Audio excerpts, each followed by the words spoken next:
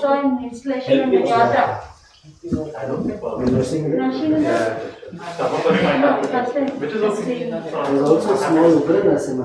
It's not even But he is traveling with One person can sit here, the other one can sit over there. so why would there be distancing but never friend with the person? What is it? Oh, no, one person can next project is altered. I think Mataji is sitting over there. I think he's here. Oh, Maharaj is I think Sir, mask. Mataji, wear mask. Are you saying already? Yes. Oh, God. Did you get Just in mask?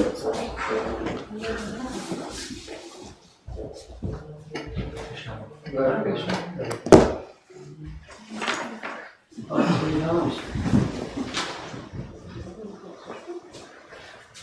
Wow.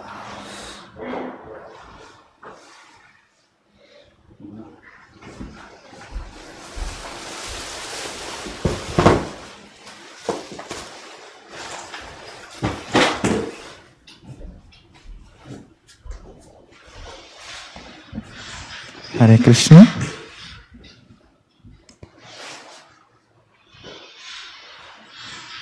Allah didn't take his Nrsimha deity. He did, Maharaj. He did. There's a small Ugra Narasimha Dev here. Like, he's traveling.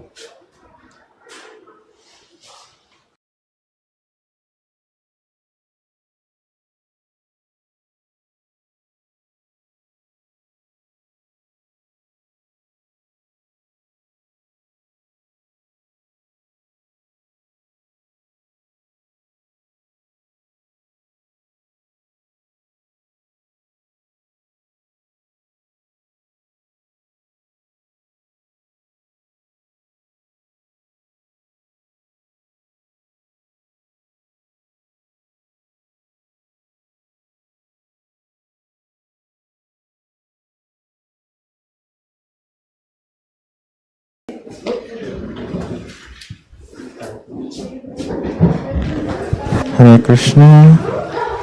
Hare Krishna. Why this is not Just working? sit without.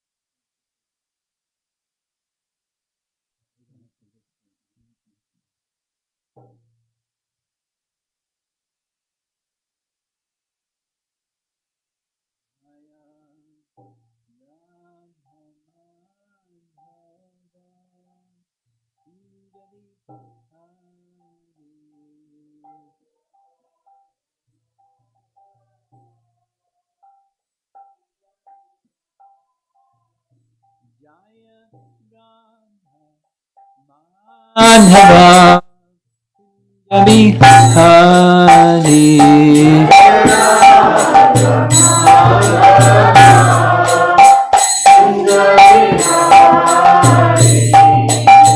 Gopijana Balabha Girivardhari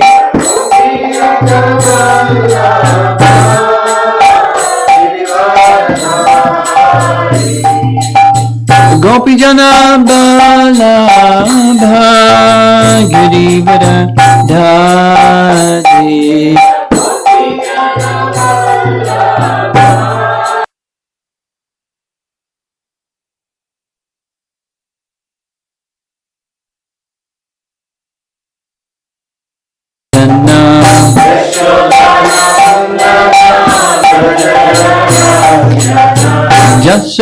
Jasodandana Brajachanarandana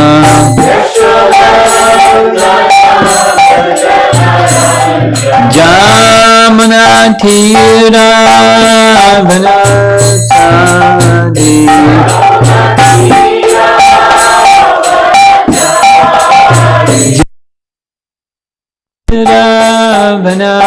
Vanachari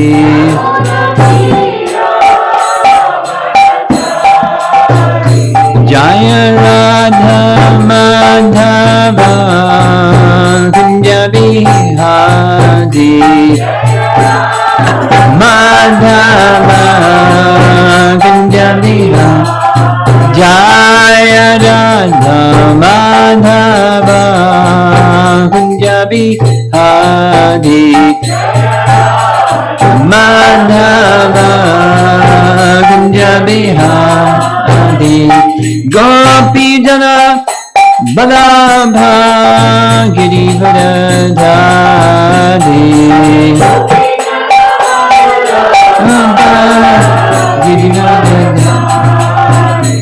Gopi Jana Balabha Girivardhari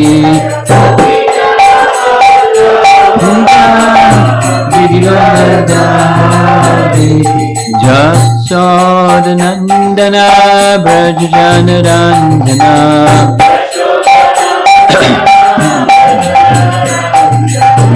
Jasodanandana Brajajanarandana Jamana Tira Vanachadi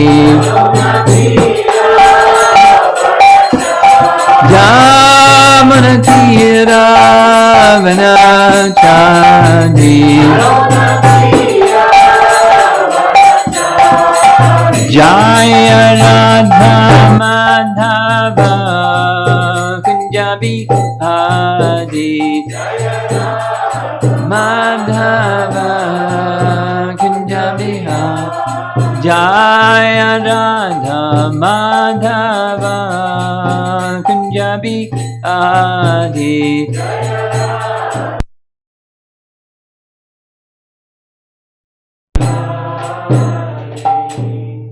Jayom Vishnupad Paramahamsa Parivajagacharya Astatara Satasi Srimad His Divine Grace Sri Bhaktivedanta Swami Srila Prabhupada Ki Ananta Koti Vaishnavarinda Ki Gora Premanandi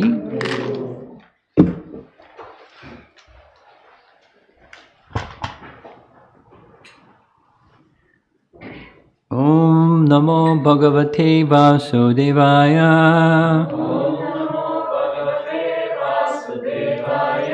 Om Namo Bhagavate Vasudevaya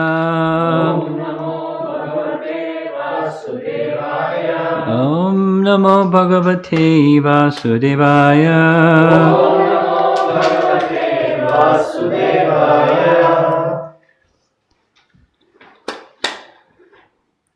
I'm not doing really great with social distancing right now. Can somebody that's medically sensitive figure out how to situate people so that there's more social distancing? A little bit better.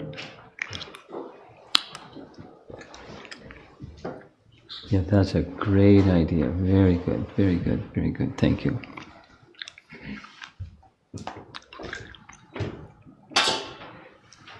Question. Are there persons, newer persons here that, where do I begin? Does anyone here that needs an introduction to who is Lord Brahma? No. Does anybody need an introduction to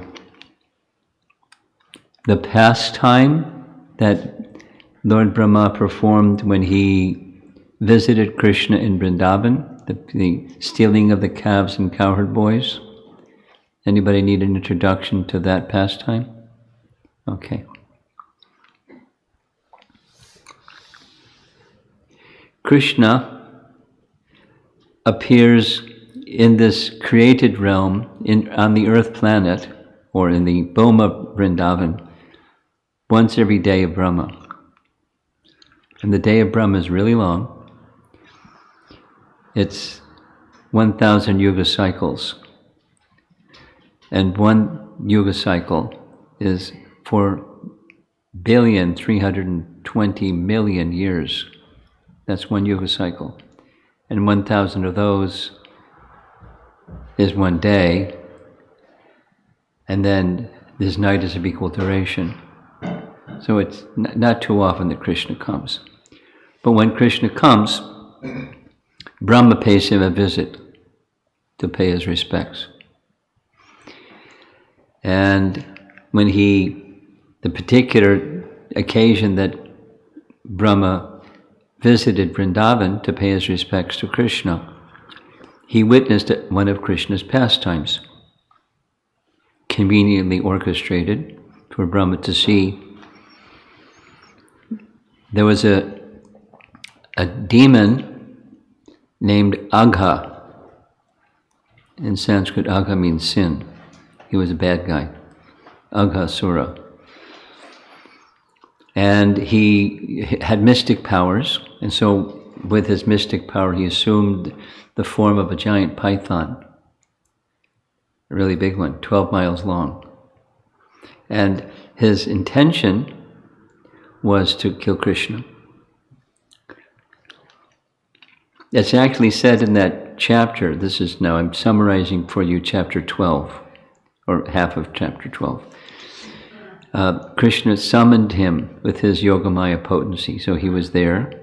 The cowherd boys, the first half of the chapters, they're just frolicking. They're little boys, 5 years old, with calves, having a good time, more than a good time. They're just like, they're really happy, just oblivious to anything but being happy. And as they're moving along, they see this giant serpent, and they start to wonder, what is it? Is it this and that and the other thing? And they say, well, even if it is a demon, Krishna always protects us. Let's go explore inside, see what's going on in there. So they go inside the mouth of this giant serpent with his mouth open. And then the calves, they're in the same spirit. They just, with their tails waving in the air, they follow right behind the cowherd boys. And it's a lot of calves, a lot of cowherd boys, but it's a big serpent. The serpent doesn't close his mouth because he wants Krishna to come too. Krishna understands, there's many details I'm leaving out. Krishna understands, so he enters the mouth of the demon and touches his mouth, this tongue, with his lotus feet. So he's purifying his existence by entering and touching with his lotus feet. Then Krishna, before he even closes his mouth, Krishna starts to expand his. One of the 8 mystic siddhis is one can become really big or really small. Those are 2 of the 8. But he's the master, he's Yogeshwara. He doesn't need to practice anything. He's Yogeshwara. So he becomes bigger and bigger and bigger. The serpent becomes bigger and bigger. Krishna becomes bigger, more than the serpent can expand his body. And he suffocates. And the soul of the serpent comes out of the Brahmarandra, the soft spot in the top. The serpents also have one soft spot in the top of the head. And like a flash of light, hovers in the air, waiting for Krishna to come out. When Krishna comes out of the serpent's body, the soul of Aghasura merges with Krishna. And it's described specifically, he not only became one with the Supreme, but he attained the stage of Sarupya Mukti, which means that he achieved a form in Vaikuntha, a form like Lord Narayan's form. Pretty cool. Mercy. Brahma saw the whole thing.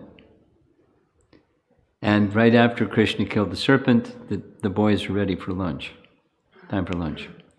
So they went and sat down for lunch. And Brahma was contemplating, how powerful is he? Is there a limit? I have mystic powers, so I'll display some of my mystic powers and see what Krishna will do. That was being curious about what's the extent of Krishna's powers. That's not the problem. But to challenge my powers against his powers, that's offensive. That's what he did. So with his mystic power, he stole away the calves, and then he stole away the cowherd boys to see what Krishna would do. And what Krishna did was he manifested exact likenesses of each cowherd boy and each calf. There was a reason for that. That's another story. But Brahma was confused because he had just put them in a cave. So he went back to the cave, and they're in the cave, and he went back, and there they were having lunch. So what Krishna did, he reciprocated with the curiosity of Brahma. He showed him that his opulences and his mystic powers are without limit. Each of the cowherd boys simultaneously manifested a form of Narayan. Narayan? Okay. And surrounding each of those Narayan forms were all of the potencies of Narayan personified. And there's no limit to the potencies of the Supreme Lord. So it was really crowded. And they were all singing his praises, so there's a lot of noise, like a concert. And then simultaneously, so many universes, as there were calves and cowherd boys. And then Krishna withdrew everything back into himself and smiled. Brahma fainted. Paid obeisances, and then offered prayers. So we're reading his prayers, and we're up to verse 14. And verse 14 ends the second section of his prayers. The first section ends with verse 8. I won't go through all of what they are, but from verse 9 to 14, the theme of those prayers is he's seeking forgiveness. He's already acknowledged what it is that he's asking forgiveness for, because he knows what his wrongdoing. Some people, they ask for forgiveness. They're probably clueless what they did. Oh, I'm really sorry. Sorry for what? I don't know. But he knew. It was kidnapping and challenging Krishna, his powers against Krishna's powers. Kidnapping you go to jail for. The other one you go to hell for. Challenging Krishna. So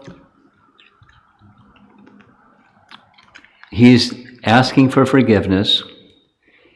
He is giving reasons why it would be appropriate for Krishna to give him forgiveness. Of course, Krishna's ready. And Krishna's readiness is because Brahma is actually singularly very devoted to Krishna. Besides, he's very, very qualified. Who can build the universe? Who can build a mosquito? But who can build the universe? So Brahma is really intelligent and capable individual, great devotee, and fully devoted to Krishna. So he did a wrongdoing, he made a mistake, and he's seeking forgiveness from Krishna for that. But he's then giving the reasons, he's giving some philosophy. And the philosophy is simply Krishna is the source of everything. But that's very broad. So he starts to break it down. What's everything? So there's the spiritual world. He doesn't go to the spiritual world yet. He's just dealing with the material world. And according to the Vedas, the material creation is 1/4 of the totality. The 3/4 portion is the spiritual sky. So just dealing with the material part, there's a teaching that has to do with expansions of Krishna that deal with creation. Are you familiar a little bit? No. Mahavishnu, Garbhadakshay Vishnu, Shiradakshay Vishnu. Oh. Also? Okay. They're Krishna's, they're in a certain category of expansion. They're not the fullness. It's called Kala. In Bhakti Siddhanta's language is really fancy. It's a portion of a plenary portion. And so they don't exhibit the fullness of Krishna. Rather, they exhibit that which is required for material creation. And there's three of them. One generates the universes, one enters into each universe, one enters into the atom of all the universes. The three Vishnus. And one by one, in these prayers, he's not called them by name, but he's indicating their function and saying, that's you. Mahavishnu is you. Garbhodakshaya Vishnu is you. Kshirodakshaya Vishnu is you. And Narayan is you, because he showed all these Narayan forms. But then he's saying, actually, they're you because they're expansions of you, but you're the source of them. So they're not exactly you, or you're not exactly them. In other words, another teaching is all things that come from Krishna have a relationship of oneness, because they come from Krishna. And there's a difference because they're not the source of everything, which Krishna is, the source of everything. So all that's in these prayers, and we're in the last one of the section. 10:14:14. Om Namo Bhagavate Vasudevaya. Om Namo Bhagavate Vasudevaya. Om Namo Bhagavate Vasudevaya. Om Namo Bhagavate Vasudevaya. Om Namo Bhagavate Vasudevaya. Om Namo Bhagavate Vasudevaya. The text, the translation of text 14 reads, help, where is it? There it is. Are you not the original Narayana, O Supreme Controller? Since you are the soul, capital S, of every embodied being, that's Paramatma, and the eternal witness of all created realms, that's Mahavishnu. Indeed, Lord Narayan is your expansion, and he is called Narayana because he is the generating source of the primeval water of the universe, and that's Garbhodakshaya Vishnu. This word Narayana has, etymologically, it can be broken down into different parts. A common use of it is the Lord of Vaikuntha, right? Vaikuntha, spiritual world, spiritual sky, Vaikuntha planets, Narayan and Lakshmi. Yes? Okay.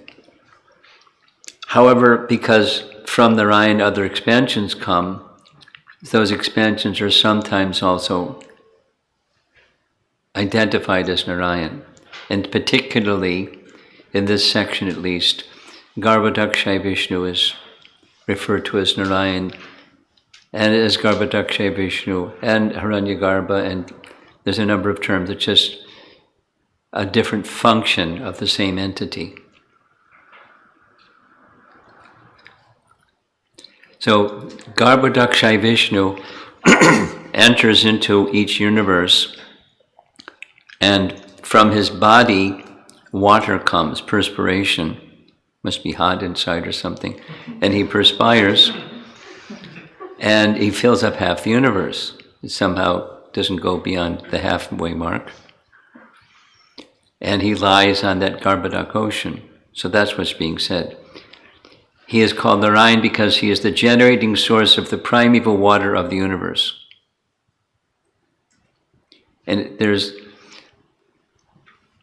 he is real, not a product of your illusory Maya, because there are some things that are a product of illusory Maya, but these three different features of Vishnu, they're real. They're your expansions. So we're just going to read one commentary, but it's like really full. Sanatana Goswami. Do you know who is Sanatana Goswami? Yes? Yes? Yes? Wow. Okay, good. Narayana is one of your forms. Parentheses, Angam. Anga means limb. Or, like Gauranga. He has golden limbs. Narayana is one of your forms. Doubt. The action of lying on the water and producing entities is an upadhi. Upadhi means a designation that's superimposed on something. You familiar with that term? No?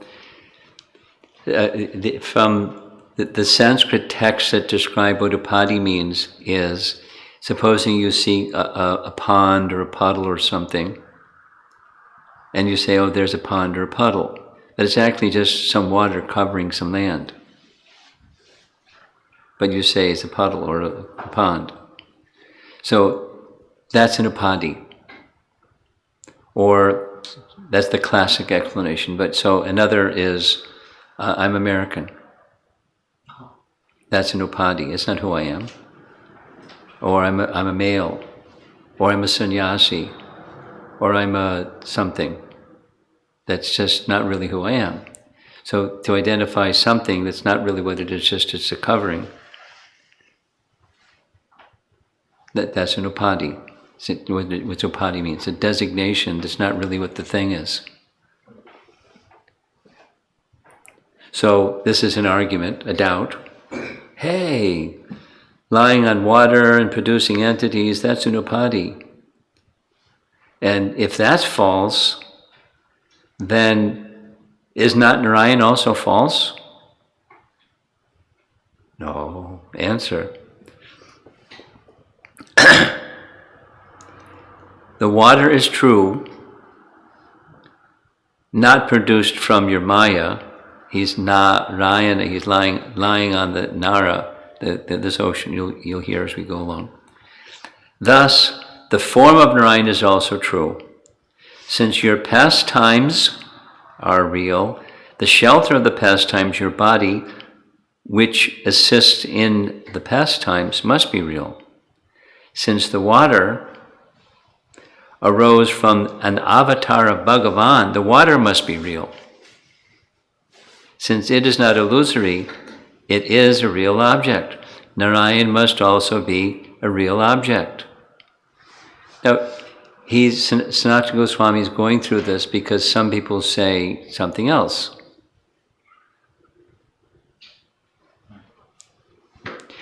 That the form of the Supreme is just a covering of Brahman. That's what they say. Some people say. I wanted to make a reference, if you don't mind. This particular verse that we just read, 10, 14, 14, has about 30 verses in Chaitanya Charitamrita that expand on its meaning. It's an important verse. So here's one of those verses. It's Chaitanya Charitamrita Adi Leela, chapter 2. And I'm going to read from verse 53. Later I'm going to read from another one. So there's these three Vishnus. Instead of saying, anyway, Virad, that's the cosmic manifestation, the Virat Rupa, the physical manifestation. Hiranyagarbha, there's that word again, that's Garbhadakshay Vishnu, the Hiranyagarbha manifestation. And Karanam, that's Mahavishnu, is also known as Karana Dakshay Vishnu, who lies in the Karana ocean, or the causal ocean.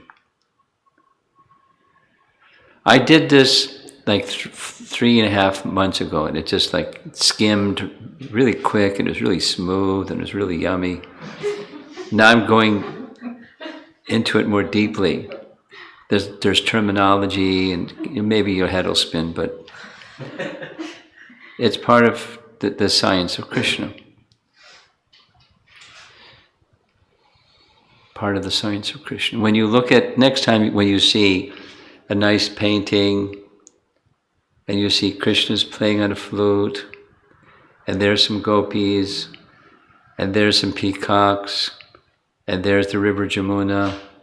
When you look at Krishna, you'll see all this stuff, because all this is within Krishna. Here we go. In the material, this is the translation of the verse. In the material world, the Lord is designated, Upadi, as Virat, Hiranyagarbha, and Karna, the three Vishnus.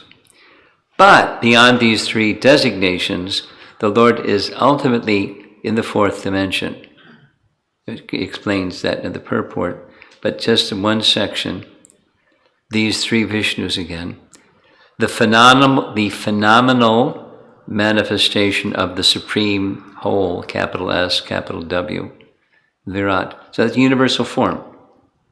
That's a form of Krishna. So the universal form, the Hiranyagarbha, or the numinous soul of everything. What does that mean? There's the phenomenal and there's the numinal, the spiritual dimension. We read it. Remember, the subtle form of the universe. That's the Hiranyagarbha. The soul, the numinous soul of everything. Numinous. That which is the basis and support, the spiritual essence, the numinous soul of everything. And Karna, the cause, Mahavishnu, are all but designations of the Purushas who are responsible for material creation. So what does that mean?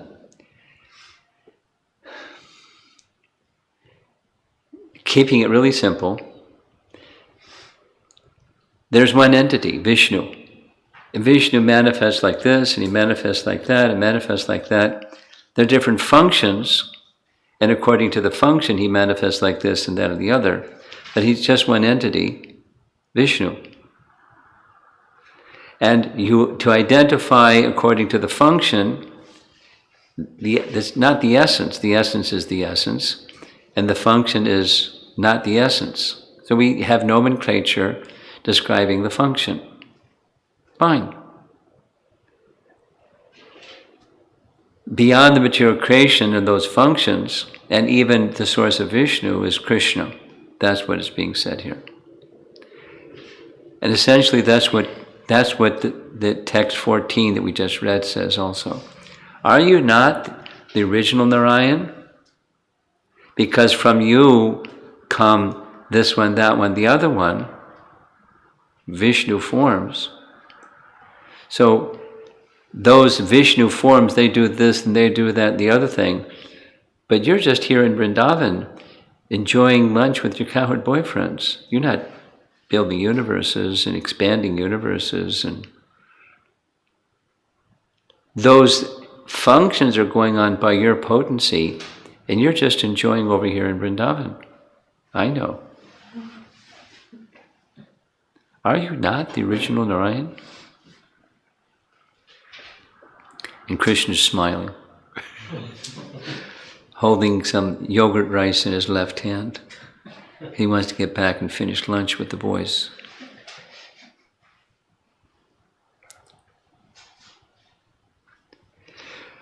Though Brahma experienced that Krishna was greater than Narayan, he mentioned him as Narayana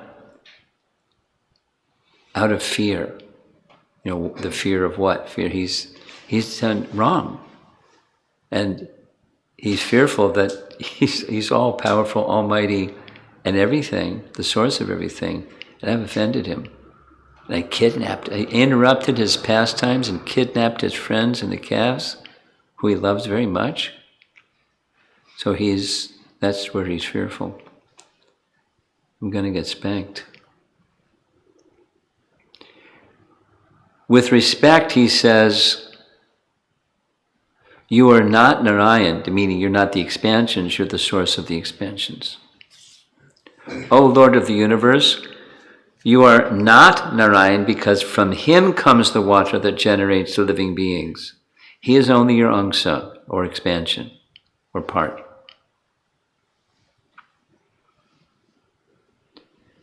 Now, I don't know if you're interested in hearing the Sanskrit he makes a scriptural reference to Canto 11, Chapter 8.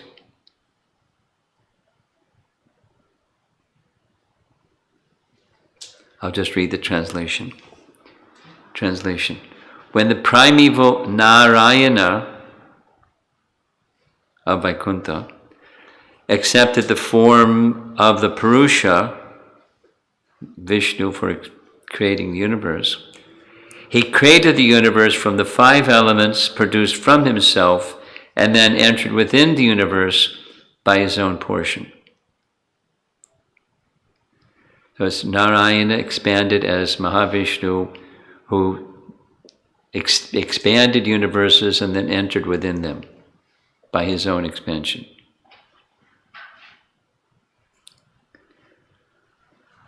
Explaining, Narayana, or Purushottama, the topmost person, supreme person, accepted the form of the Purusha. It will be said later in this chapter 14, thus Krishna is the Purusha, the Purna, Purushottama. Purna means complete. Purushottama, topmost person. Purusha Uttama. He's the complete. Narayan isn't as complete as Krishna is. The Vishnu forms are not as complete as Narayan is, but Krishna is complete. That's the message. Brahma understands it. He's expressing it in different ways. You were the witness of all the universes with all their planets. That's Mahavishnu. Brahma said, this is previous, going back in this chapter, 3 verses ago, verse 11. What is your glory when unlimited universes pass through the pores of your body, just like particles of dust pass through the openings of a screened window when you create and destroy? Now, he's looking at a 5-year-old boy holding yogurt in his hand. But he's saying, I know that your expansion is Mahavishnu. And who am I? Another part of this verse, I'm a little guy that's in a pot-like universe. And I build something, and I think I'm really special because I build something within the universe. But you're the source of all those universes, and they just pass through the pores of your skin, your body. Like particles of dust passing through a screened window in the morning sunlight.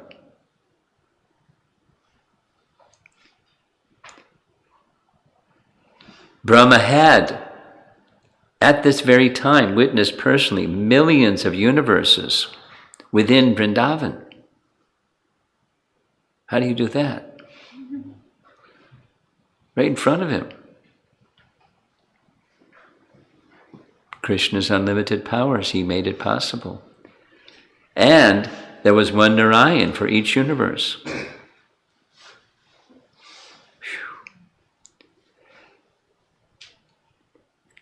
Paragraph. You are the Atma of all the millions of universes, that's Garbhodaksha Vishnu, with all their Viraja forms. Viraja forms. What's the Viraja? You know? Viraja? We discussed this the other day, so you know. Viraja is the same as the causal ocean. The causal ocean is the ocean where Mahavishnu reclines. And what's in that causal ocean? The totality of jivas, according to what it says here. in whom reside the individual jivas. That's each universe has its universe's worth of jivas.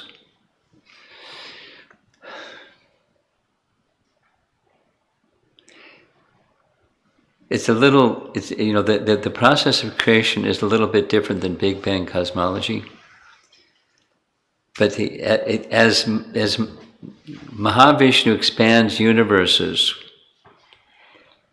the universes are seeds, and the seeds come in contact with Prakriti, material nature, and the elements then start to cling, or Bhaktisiddhanta's word is conglomerate.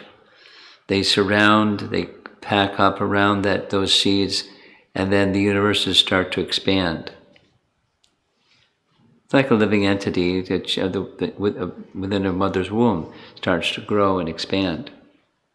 So the seed, in this case, comes from Mahavishnu, and the mother is material nature. And the universes start to expand. Then he expands himself, Mahavishnu, into each universe, and one universe's worth of living entities go with him.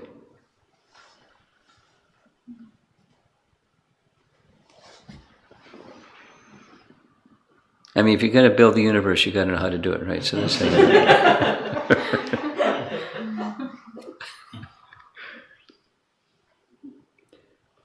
Then he quotes 2 verses from Canto 10, Chapter 1.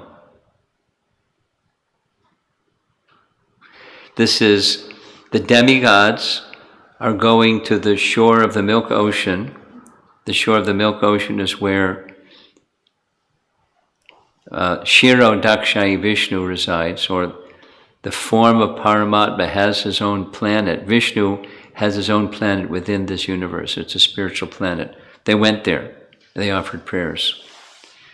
Thereafter, having heard of the distress of Mother Earth Brahma, with Mother Earth, Shiva, and all the other devatas, approached the shore of the ocean of milk. After reaching the shore of the ocean of milk, the devatas with great attention worshipped Vishnu, the master of the whole universe, the supreme God of all gods, who provides for everyone and diminishes everyone's suffering by reciting the Purusha Sukta. So that's from Canto 10, before Krishna's appearance. Canto 10, Chapter 1. They're appealing to Vishnu, help. And the way that they do it is they go to the place where he's residing, and when they're at the shore of the Milk Ocean, they offer prayers. The prayers are celebrated prayers from the Rig Veda called Purusha Sukta. Sukta means a certain type of prayer, and Purusha means Vishnu, the Purusha forms of the Lord. They're praying to Vishnu according to the standard Vedic prayer. They're very, very well. Sahasra Shirsha Purusha, Sahasraksha, Sahasrapat, etc.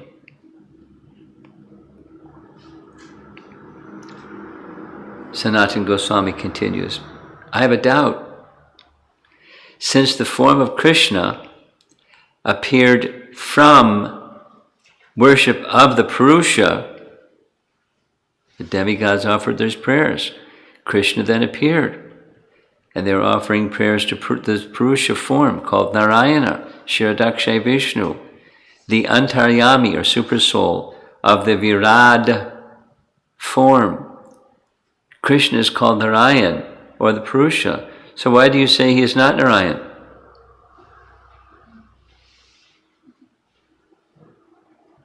Answer, that's true. But just see from Canto 1, Chapter 3, verses 1 through 3. So I'm going to read. It's really interesting what he's doing. So there's 2 translations. There's his, and then I'm going to read the BBT, which is Prabhupada's translation. So the reference is Canto 1, Chapter 3, verses 1 through 3. These are the description of the avatar forms of the Lord. as they appear in this. It's one of the 6 questions asked by the sages, and this is the answer. So it's a listing of incarnations. And it starts with the Purushas, Purusha avatars. First of all, the Supreme Lord accepted the form of the eternal first Purusha, full like the moon, for creating the universes from Mahatattva and other elements. After Garbhodakshay Vishnu lay on the water and went into trance, Brahma, the Lord of the universe, the universal Lord of the universal creation, appeared from the lotus in the water from his navel. The expanse of planets is imagined to be situated at various places on his limbs, the Virat. This form of the Lord is pure sattva, unmixed with rajas and tamas, and is composed of eternity, knowledge, and bliss. That's Sanatana Goswami, a translation of Sanatana Goswami's. Here's Prabhupada's. It's a little longer. In the beginning of the creation, the Lord first expanded himself in the universal form. He first expanded himself in the universal form of the Purusha incarnation and manifested all the ingredients for the material creation. That's Mahavishnu. And thus, at first, the creation of the 16 principles of material action. We're going to hear what those are shortly. The 16 principles of material action. This was for the purpose of creating the material universe. A part of the Purusha lies down within the water of the universe. From the navel lake of his body sprouts a lotus stem, and from the lotus flower atop this stem, Brahma, the master of all engineers in the universe, becomes manifest. It is believed that all the universal planetary systems are situated on the extensive body of the Purusha, the Virat Purusha. But he has nothing to do with the created material ingredients. His body is eternally in spiritual existence par excellence. The meaning is this. Bhagavan, is the Supreme Person at the beginning of creation, manifested the form of the Purusha with a desire to create the planets with Mahatattva and other elements by his glance. The Purusha is endowed with 16 parts. So Dashakalam. Here's the 16 parts. There's 18 mystic cities. 8 mystic cities. 8 mystic cities. Anima, Mahima, Prapti, Pramamya, Laghi Meshita, etc. So 8 mystic cities, 6 powers of Bhagavan, Aishvaryasya, Samagrasya, Viryasya, Yashasya, Shriya, etc. The opulences of Bhagavan. So that's 8 plus 6. That makes 14. There's 2 more. And those 2 more are Leela Shakti and Kripa Shakti.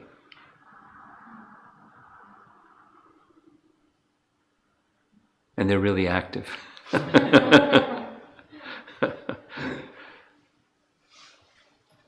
Leela and Kripa Shaktis of Vishnu are for himself and others. Leela is for his happiness and Kripa is for others. Isn't it nice? I mean, it's a little detail, but to say, love of God, great. Who is he? He's all powerful. Great. What are some of his powers? beyond human comprehension to know. Don't ask those questions. Anyway, that's what happened when I was a kid. I asked those questions. That's the kind of answer I got, so I stopped asking. This is the first Purusha from which Mahatattva arises. The second form appears within the universe. Brahma appears from the navel of this form lying on the water after entering the universe after it is created. Listen to this. The planets are situated on the parts of the lotus. Now sometimes we hear that the planets, the 14 planetary systems, are within the stem. Here it's saying they're situated on the parts of. And when it says lotus, it doesn't just mean like the flower, it's the whole thing.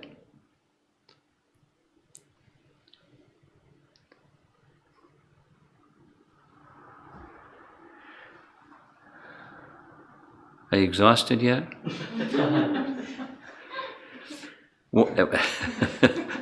One should not consider the form lying on the water to be different from Kshirodakshay Vishnu. So that's Garbhodakshay Vishnu lying on the water. Then he expands to Kshirodakshay Vishnu. It's one entity. But they have nomenclature or upadhis or designations describing their function, but it's one entity. You with me? Okay.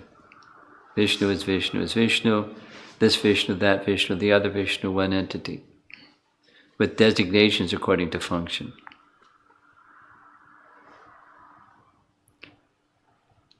Here's some more Sanskrit. I'll skip it. Here's the translation. This is from Canto 3, Chapter 8. And the person speaking is Maitreya. The person who asked the question is Vidura. Vidura, of all things that he wanted to hear from Maitreya, he wanted to understand how does the Supreme Lord create? I mean, he could have asked him anything, but that's where his question started. So Maitreya explains how it happened. O Vidura, Vishnu entered that lotus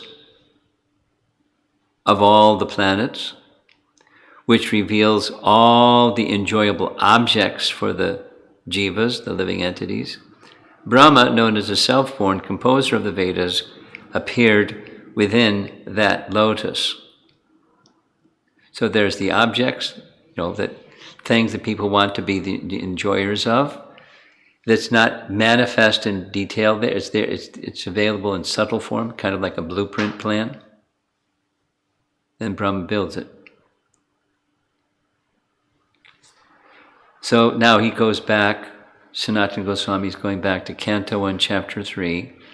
After describing these Purusha avatars, then comes the avatars from the Purusha avatars, or the incarnations that come into the world, because that was the question. Going back to Chapter 1, this is Chapter 3. So now comes a list of 22. 22 forms of the Lord that appear in this world as avatars of Vishnu. Starting with the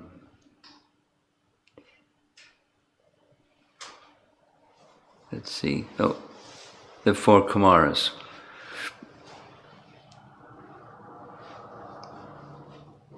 Translation. Garbhodakshay Vishnu made his appearance in the Kumaras. What does that mean? It means they're Shakti Avesh avatars. What does that mean? It means they're Shakti Avesh. They're carrying Shakti of the Supreme Lord. They're jivas. The Kumaras are jivas. We're jivas too. But we're not carrying the fullness of the power of the Supreme Lord. But Garbhodakshay Vishnu entered into them and empowered them with Gyan Shakti. And that's the first on the list. The first sons of Brahma. Becoming Brahmanas, they undertook continuous, severe vows of brahmacharya. So there's 22, starting with that one. Then Krishna, included in this list as an expansion of the Purusha, is designated as follows. The celebrated verse, text 28 from chapter 3, Ete Changsa Kala Pungsa Krishnastu Bhagavan Swayam. That's like, I just heard a seminar given just on that one verse by Hari Parshad. He's like really scholarly. And the whole seminar is just given 2 days ago to the devotees in Columbus, Ohio. And just on this one verse, really, really nice. I'm going to listen to it a few times. It's called Pari Bhashya Sutra. Bhashya means commentary.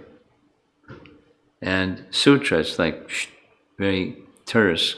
And it's the essence of the whole Srimad Bhagavatam. I'll just say a couple things. There's rules about what is a Paribhashya Sutra. Jiva Goswami describes. Generally comes at the beginning of any literature. It is the basis and foundation for everything else that follows. Thousands and thousands of other verses are governed by this one, like emperor. And anything that comes later, you have to understand it in terms of this initial verse. If you have a meaning that doesn't match what that original verse says, you've got the wrong meaning. You have to go back and refigure what the meaning is, because it has to align itself with this. It governs everything in the text. Very important. It summarizes the essence. So that's this one.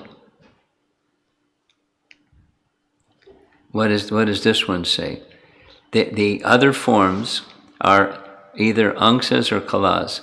The other forms, such as the kumaras, are designated, there's this upadi word again, as angsas and kalas. They're the expansions or empowered by the Supreme Lord. But Krishna is called Bhagavan. The word tu indicates there's a difference between those angsas and kalas and Krishna Bhagavan.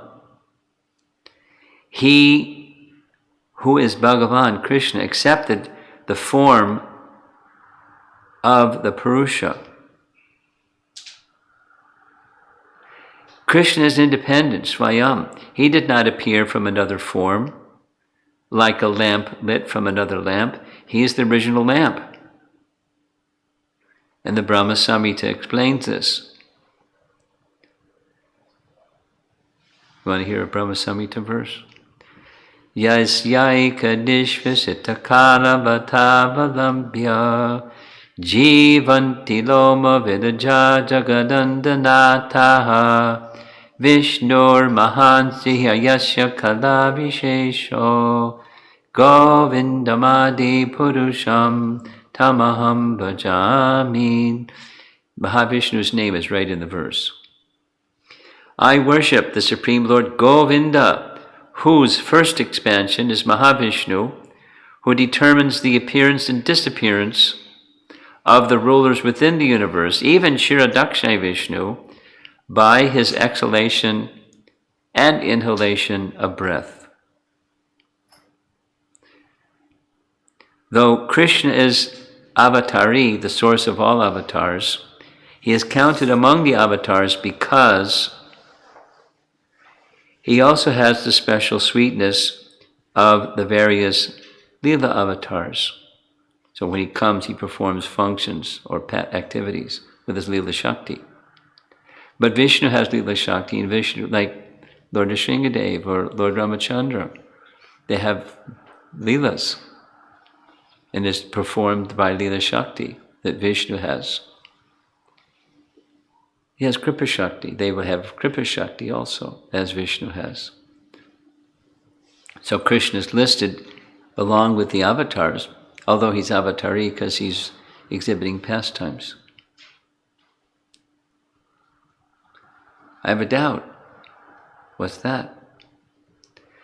Accepting that Krishna is in all ways complete, how can Kshirodakshai be his angsa? Since in the Padma Purana, he Kshirodakshai, is described as Aniruddha, the fourth member of the Chaturvyuha. Oh no. Reply, that's true. The four members, starting with Vasudeva, so Vasudeva, Samkarshan, Pradyumna, Aniruddha. The four members, starting with Vasudeva, are the special angsas of Krishna, of unequaled power. Aniruddha is an expansion of Mahanarayana from Vaikuntha. But Mahanarayana is Krishna's expansion. That was described in the verse from Brahma Samhita. Paragraph. Last paragraph. Whew. One should not say that Krishna appeared from worship of Kshirodakshai. That is, the demigods went and they offered prayers, and so because Kshirodakshai said, sure, I'll appear, so he's an avatar of Kshirodakshai Vishnu. We should not say that. But it is stated in this way so that the Devatas could easily receive his mercy in the bank of the milk ocean. The intention is not to say that he is an expansion of Kshirodakshai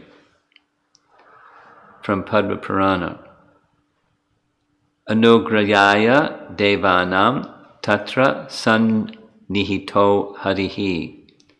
The Lord appeared there to give mercy to the Devatas. By the worship performed by the Devatas, Purushottama appeared, along with all his expansions. That is the correct perception. Sridhar Swami agrees, commenting on 10.2.9, this prayers of the demigods in the prison house of Kamsa with Devaki carrying Krishna in her womb. I appear with my angsa form which glances at Maya. No, that's Sridhar Swami's commentary on that particular verse. Prayers by the demigods.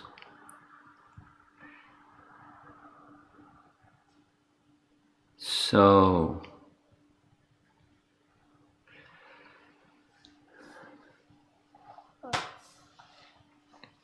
I kind of wore out everybody in Naperville because we've been going over this and going over this and going over this and going over this. So having heard it so many times, finally it's like this puzzle piece fits together with that puzzle piece, and now he's starting to see how the puzzle makes a picture. And when you're not familiar with the puzzle pieces, it's perplexing. Like, do I really have to know all this to be a nice devotee? And can't I just be simple and offer prasad to deity?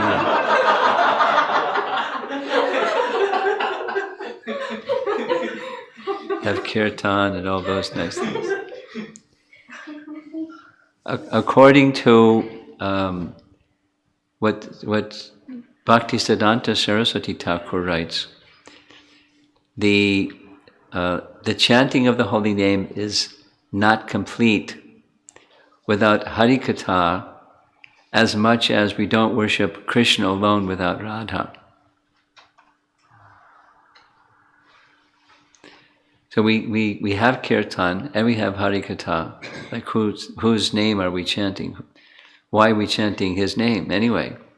Well, his name is not different than him. Okay, who's him? Well, he's almighty and all-powerful. He's very merciful.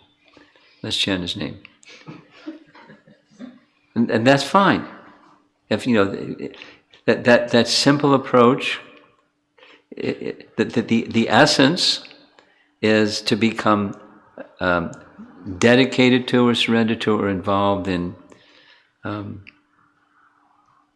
the personality of Godhead. But then identifying who he is, hearing topics about him is natural.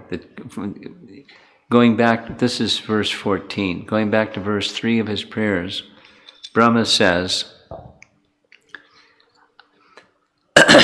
I don't understand you, what to speak of the happiness that you're experiencing, but the way to know you, to whatever degree one can know you, is being completely dedicated to topics about you that are heard from your devotees or from you directly.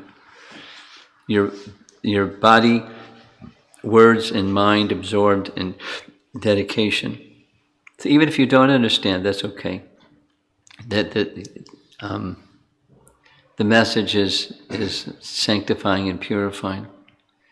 I was listening to Prabhupada speaking in Bhubaneswar, in my Bhagavad-Gita class. And it was, in Bhubaneswar, that there were Orient people that were kind of milling around because here's a sadhu.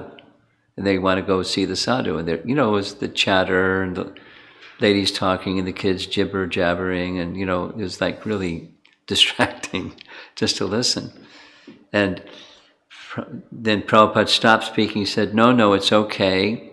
Even they don't speak English, they'll be purified just by hearing.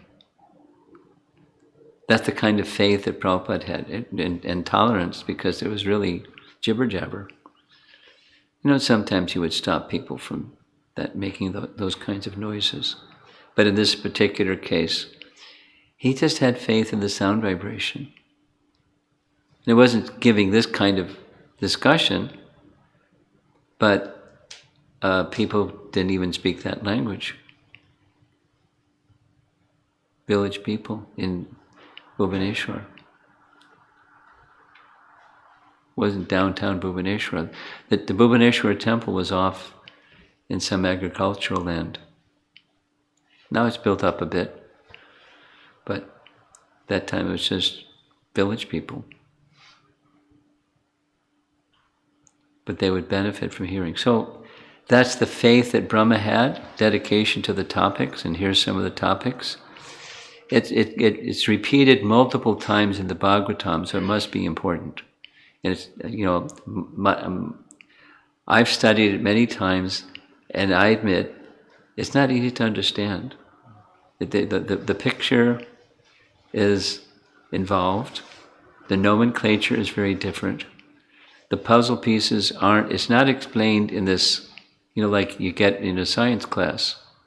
It is a science, but it's not this, and then this, and then this, and then out comes the end product. It's not so linear like that.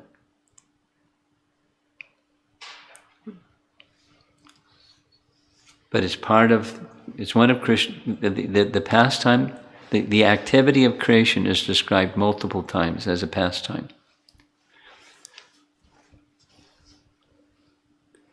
And if we're going to understand the pastimes of Krishna in Vrindavan,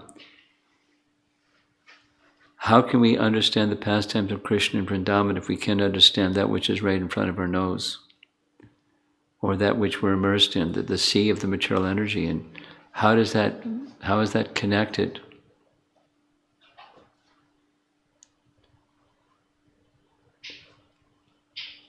Well, certainly one can go back to Godhead without understanding all this. But it's part of Krishna Tattva. It's part of what nourishes our faith in Krishna and our desire to serve Him. Wow, He's so great, let me serve Him. How great is He? Whew. Way over my head. But unlimited.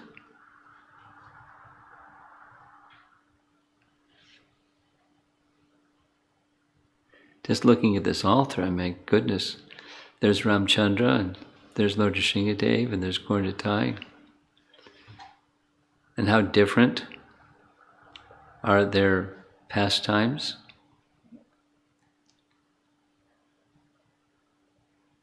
And how limited is the unlimited?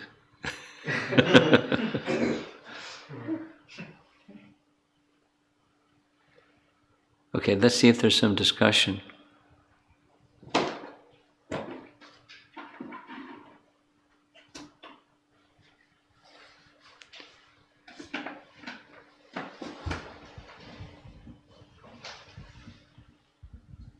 Maharaj, when you say that Shirodaksha... You could speak without your mask and then put your mask back, because I can hear you better without it. Okay. When you said Shirodaksha Vishnu has his own planet, Speak slowly. when Shirodaksha Vishnu, when you mentioned that he has his own planet, he presides he in his own does. planet. Yes. Is it in the material world? or- Yes. Okay. It's a spiritual planet within the material world. It's, you want to know where it is? Sure. Sure. Here's 4 names, but it's all the same place. The pole star, or in modern astronomy is called Polaris, Dhruvaloka, Svetadweep. They're different nomenclatures for the same place. And it's situated at the uppermost region of the heavenly realm, but it's below the other 4 planetary systems above it. Maharloka, Janaloka, Tapaloka, Brahmaloka. It's below that, but the topmost portion of the heavenly realm. And you can see it. It's the pole star. And the planets move around it in a vertical direction or dimension. The reason why Brahma and other demigods went there, is it because that is the only place that is accessible to them to reach? or- Yes, yes. It's right in the universe. You just get in their plane and off they go. And it's at the uppermost region of the heavenly realm. Now, Brahma Loka is way up there, but the demigods can go to Brahma Loka too if they need to. And he knows where Vishnu is, so they go to where Vishnu is. Help. Okay.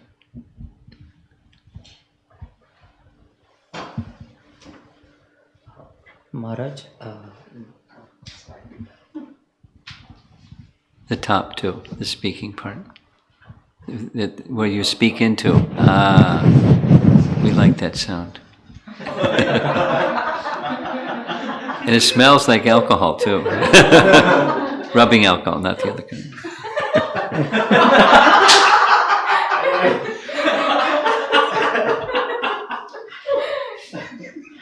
Go ahead. Maharaj, I have a couple A little of humor, it's been a difficult evening.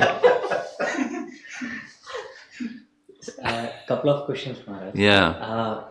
Is there any particular reason why Brahma and Shiva, they were being assigned to do particular role where Krishna's direct expansions are taking care of some other roles like Shirodakshai Vishnu's role or Garbhodakshai Vishnu's role, and why it's not the same Krishna's direct expansion taking care of the material roles like... Well, he doesn't have to be directly expanding himself. He can empower someone to do something. Give them some service.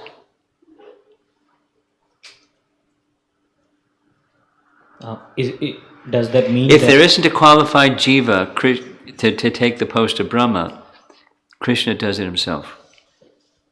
Okay. But he likes to give people some service. And he gives them the intelligence and all the potency and all the ingredients and, sends them to school and, they get a good education and they know how to do it. They just do some service, build the universe. Okay. So, which means that... They're empowered incarnations. Okay.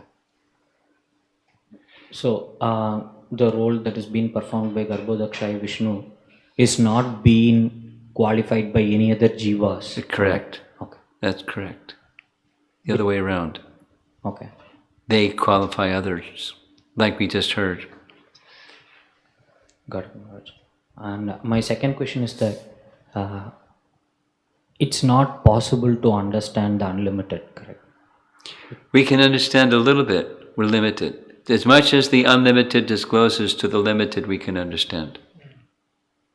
So when you mention like we have to understand Krishna to a certain level, so how is that level being drawn to each person or jiva?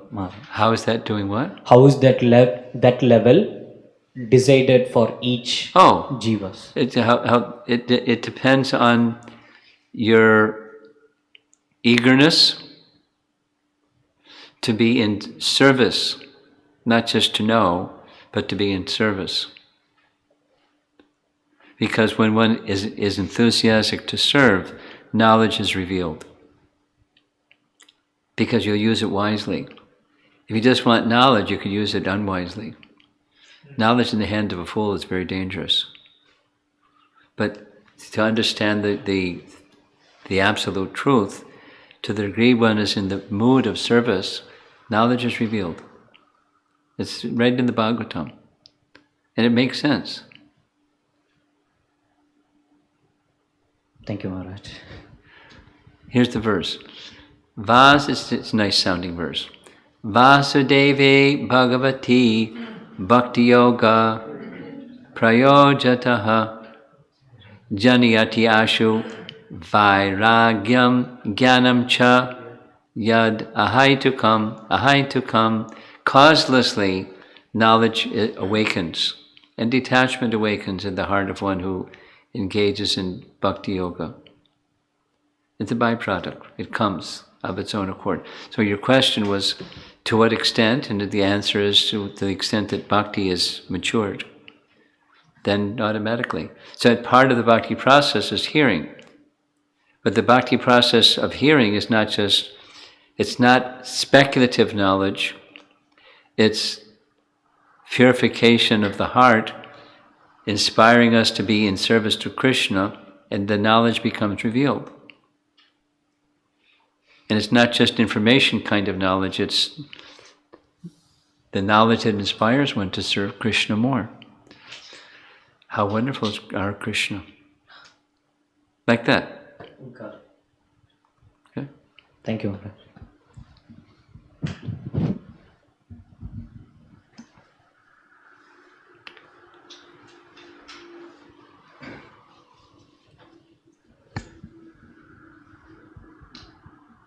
Guru Maharaj, this question Yes, you're on. has been bothering for quite some months. Trying to understand something more about the timelessness, I guess. Is this on topic or off topic?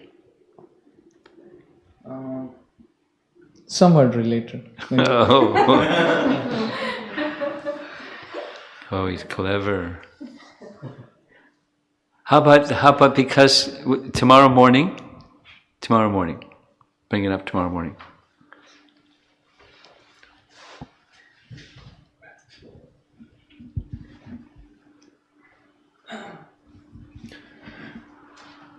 I'm thinking about the Timelessness, right? No.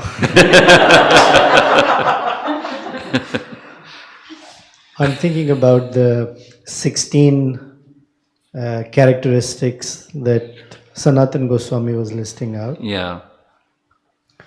8 and 6 and 2. Yeah. In the 8th canto, Lord Shiva is also referred to as Bhagavan. Yeah. And it seems that he also has these 16 opulences. So there must be something more than the 16 that distinguishes Krishna from Lord Shiva. Oh, yeah.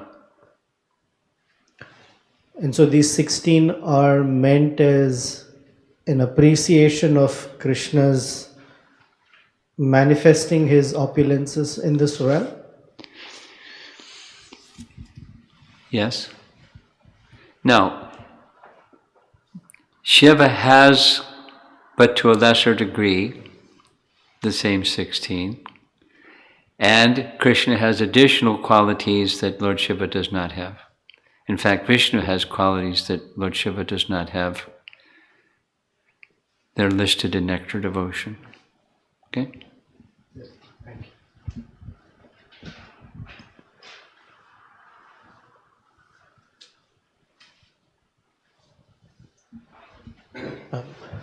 Maharaj, so my question was, so we have these pastimes of Krishna and Vrindavan as a cowherd boy, and they're very simple and I would say emotionally charged.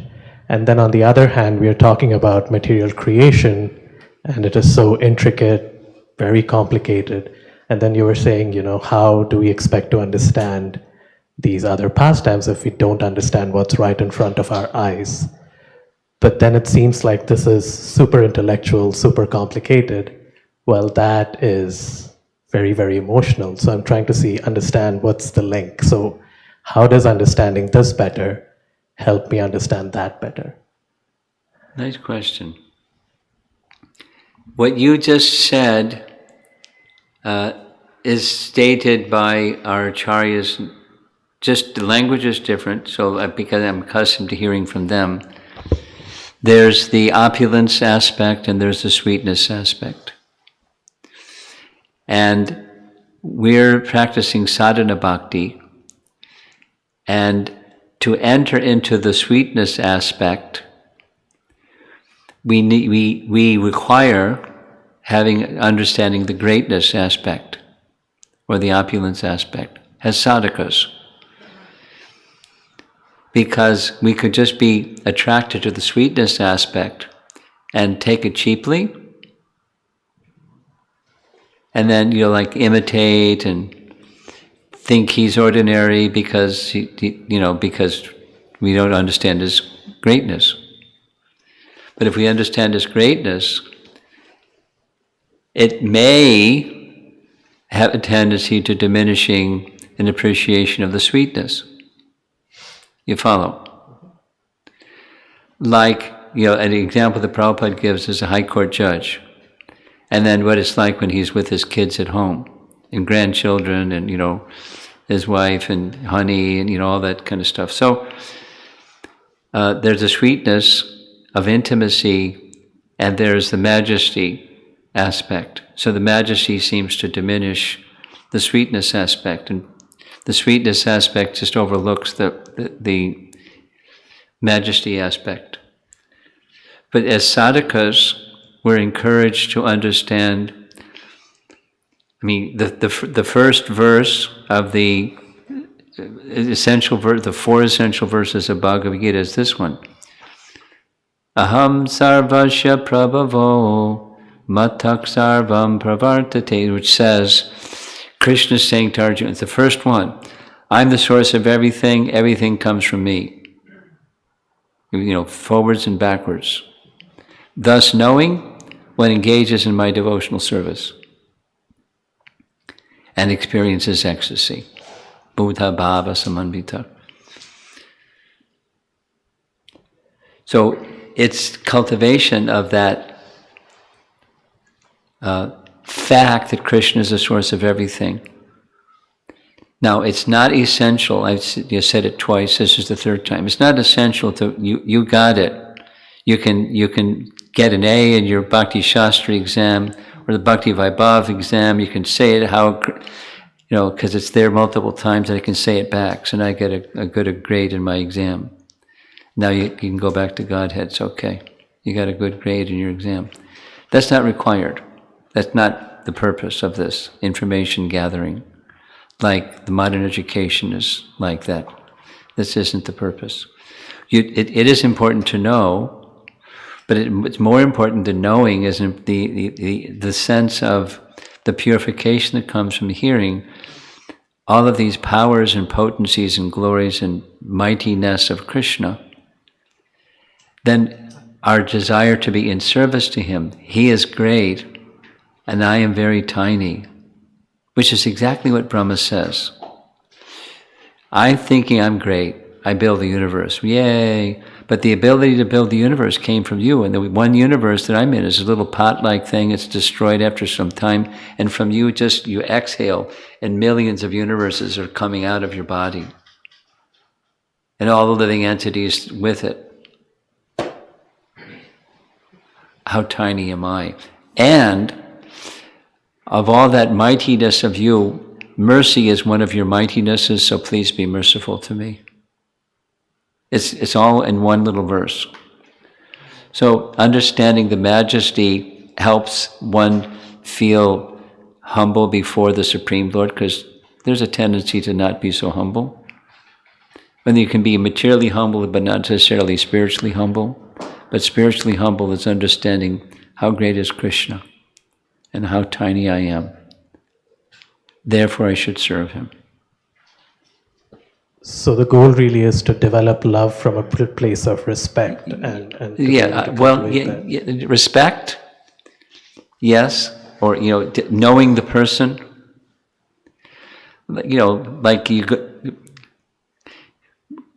It's a law in the United States. It's probably elsewhere too. But when a judge walks into the judge's chamber, the bailiff says, "Everyone stand," and if you don't stand, you're under arrest.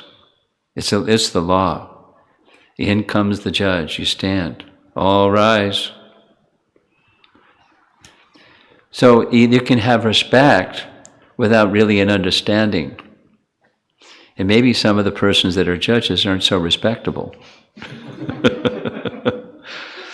But Krishna is. So you learn more about Krishna, and then you actually, you want to serve him. Because he's just so amazing. And along with that comes kindness and mercy and other things that are really, really I want to serve him. And then by serving and serving and serving, the intimacy grows. The sweetness starts to eclipse the greatness. That's the Raga Bhakti platform. But it starts with serving the Supreme Great. Okay? Thank you so much, Maharaj. Okay.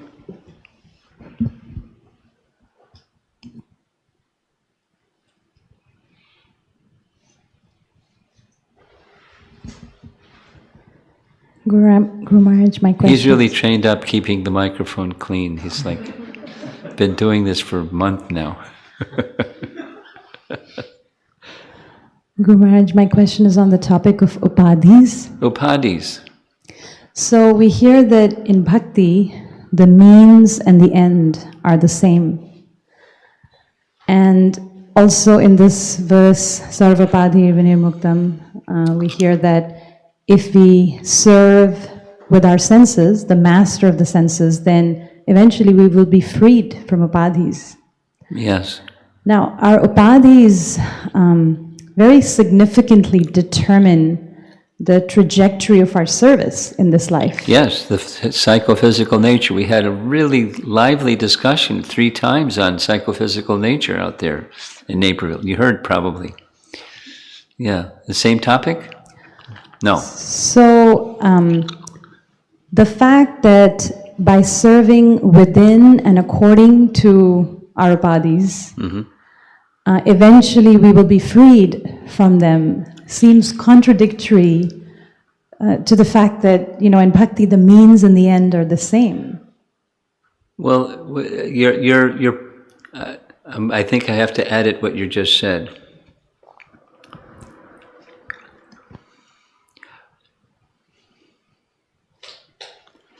It's our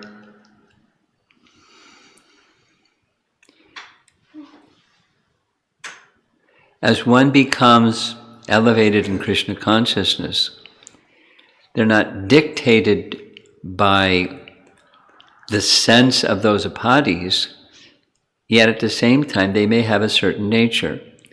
Like, let's say somebody is a good singer. Well, let's say somebody is a lousy singer. It's not that just but you become a nice devotee, you can start singing like a nice singer. Or etc.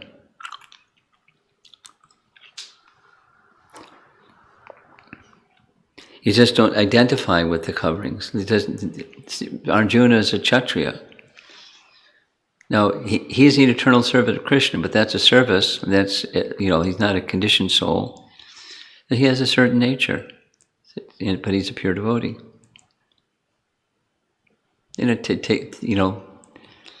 Each one of these personalities here on the altar, they have their nature. and they're not identifying with it. So the means and the end are the same. Seems to be the entry point and the concluding point. But say the goal of chanting is more chanting. But the goal of chanting includes with love of God and more chanting, more chanting. So service leads to more service. Service is expansion of Srimati Radharani. Bhakti Devi is Radha's expansion, and we're just being engaged by her in Krishna's service, wanting more and more service. So it depends on your understanding of the end and the means are the same. So maybe I haven't hit the target, but if there's still some difficulty with that, maybe you can explain more what you understand by the end and the means are the same. Is it we're okay, or you want to go with it some more? I'll have to process what you said, Guru Maharaj. The doubt that still lingers is my entire life in devotional service seems so much determined by my upadhis. And yet, it seems magically I'll be freed from these upadhis. Well,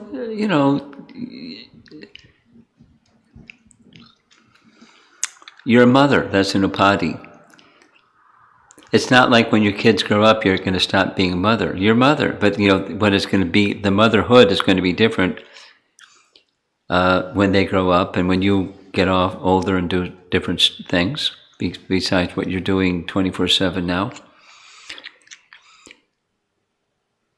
And then who knows what your next body is going to be. Maybe, hopefully it'll be in the spiritual world, but if, before you were in this body, who knows if you were a mother. So you're identifying with the covering, and that's natural. And it impels a certain direction of service, naturally so. But the idea of upadhi is that's not your identity. And it may drive how you function and how you feel and so forth. And even with those things, how you feel and so forth, you're working on those, so it's not just driven by conditioning. It's connecting with some higher principles and ultimately connecting with simply being driven by love for Krishna. And then it's a whole other set of feelings. I'm thinking specifically of the explanation given about Jad Bharat, and when he became ticked off at Rahugana. Now he showed afterwards and before he's the topmost personality. He's not moved. But he became irritated. And he checked himself immediately. And that's what prompted him to speak, whereas before he wasn't speaking.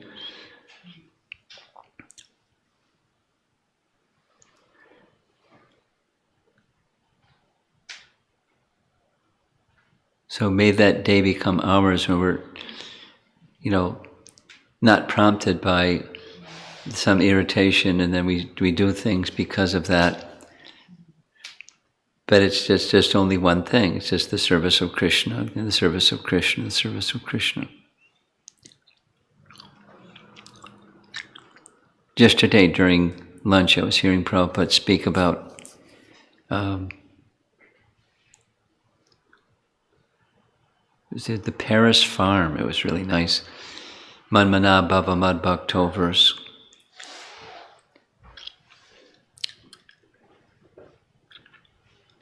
As long as there's material desire, then we'll remain in the material world. If it's 10% material desire, we'll still remain in the material world and fulfill that. So, but the back to Godhead is 100%. Then no punarjanma na. So,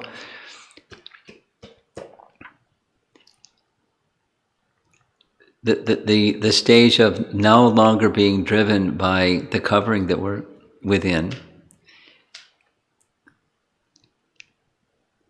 that's a very elevated stage. And until then, to some degree at least, the impetus for what we do is going to be driven by the covering that we're within. And that's not shameful, or, it's just a progressive stage of bhakti. Always aiming at accepting our position and aiming at what the goal is. And we get clearer and clearer what the goal is as we get closer to the goal.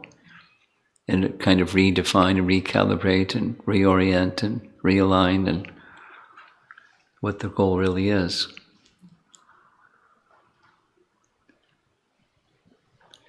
How are we doing online? Probably a whole bunch. No. Multiple questions from one devotee. From one devotee. I got my glasses.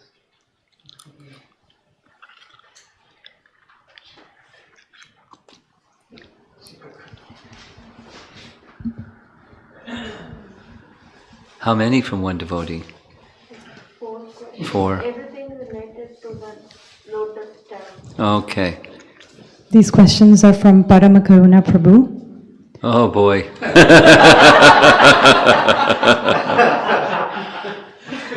Brahmaji arises from the navel on the lotus.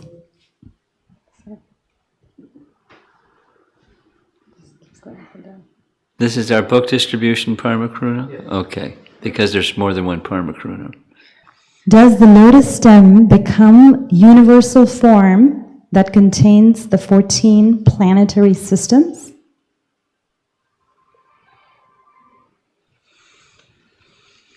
The topic of the universal form is a very complicated topic. If you think what we did already is complicated, fasten your seatbelt.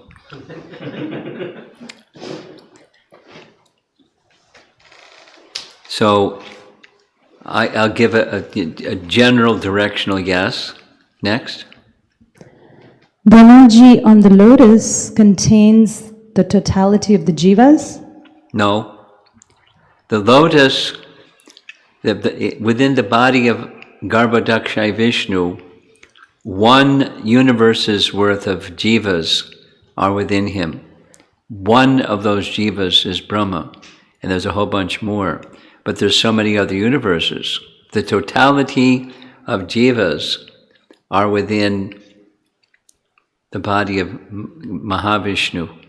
It's called Samasti. But only one universe's worth go into the universe with Garbhodakshai Vishnu.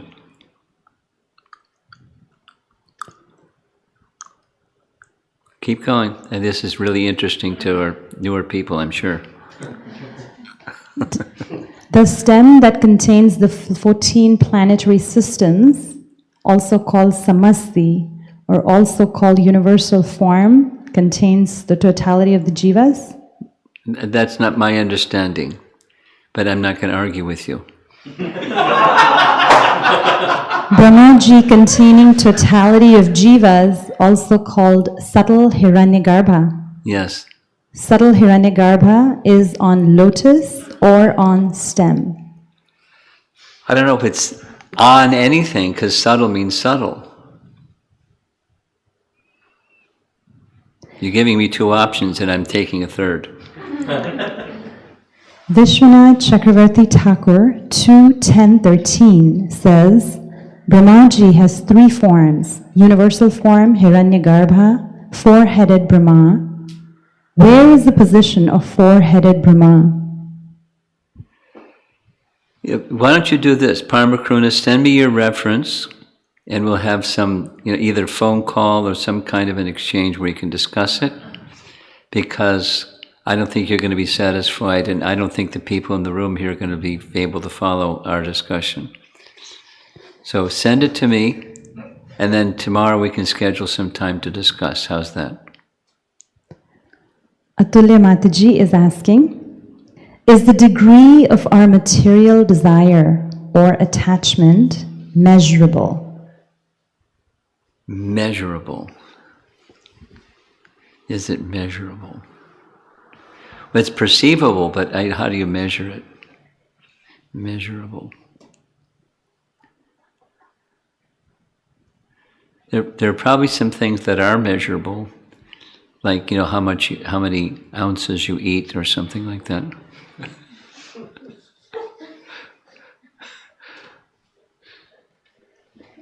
But material desire is measurable. It's observable, but I don't know about measurable. Go ahead. That's it. Prabhupada ki jai.